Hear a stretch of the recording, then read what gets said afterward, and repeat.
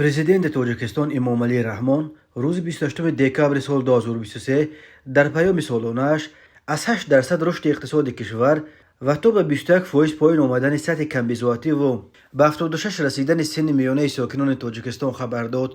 او درباره لیمیت شدیدی که امسال در کشور جاری شده است تقریبا چیزی نگفت، ولی وعده داد که سال 2025 چرخ سهم نیروگوی روغن را به کار انداخته تا سال 2037 تاجیکستان پره به انرژی سبز می‌گذرد.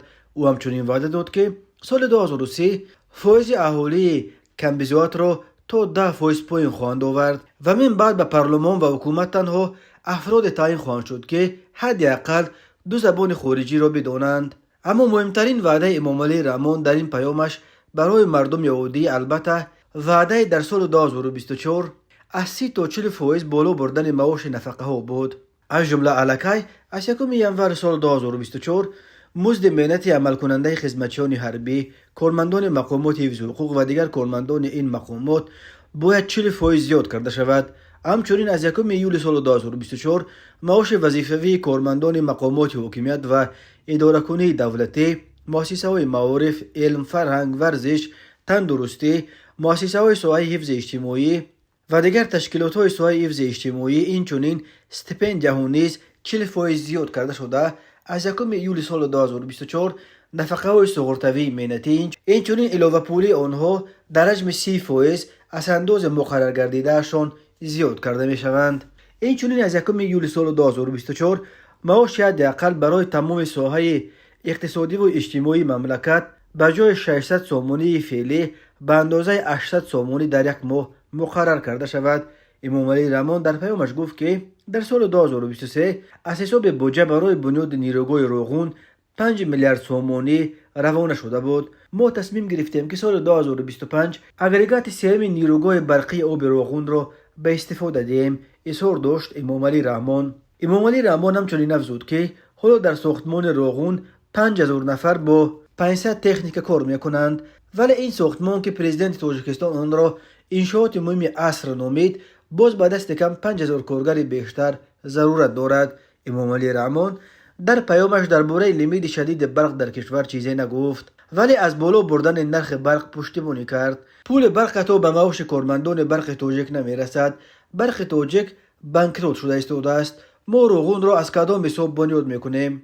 میخواهیم یا نمیخواهیم، ولی با مرور زمان نرخ نیروی برق را باید بالا برداریم، گفت امامعلی رحمان. بر اساس قرار حکومت الکی از 1 ژانویه سال 2024 اهالی برای هر کیلووات برق به جای نزدیک 27 درم کنونی قریب 31 درم پرداخت خواهد کرد. به فرق از پیام یک سال پیش، امامعلی رحمان این دفعه موضوع بحران در ساحه علاقه اینترنت را دامن نزد.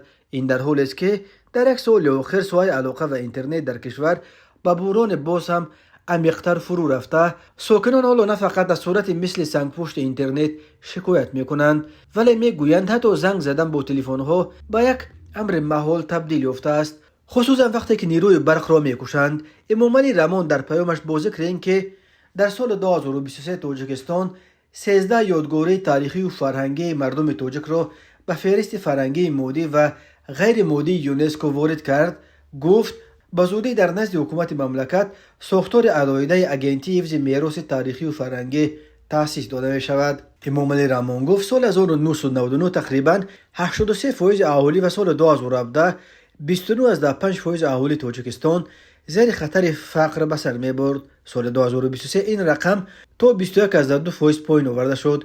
پرزیدنت تاجیکستان خواست که تا 7 سال دیگر این رقم را تا حد 10% پایین بیارند.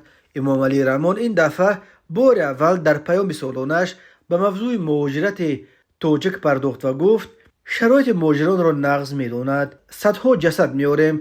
آنها برای پیدا کردن رزق و روزی برای فرزندانشان رفتند، چون که ما رهبران از بالا تا پایان فقط فکر نفس بد خود را داریم، اظهار داشت پرزیدنت تاجیکستان. امامعلی رحمان 71 سال داشته از سال 1992 اینک 31 سال باز رهبری تاجیکستان را در دست دارد.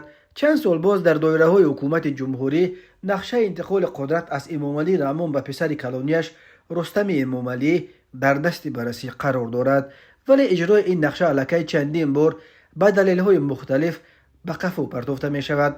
آگاهان حال میگویند که خود امامعلی رحمان هنوز برای سپردن کرسی عزم و اراده کافی نشان نمیدهد، وگرنه مخالفت‌های قبلا وجود داشته به نامزدی رستم امامعلی به عنوان رهبر آینده تاجیکستان تقریبا از بین رفتند.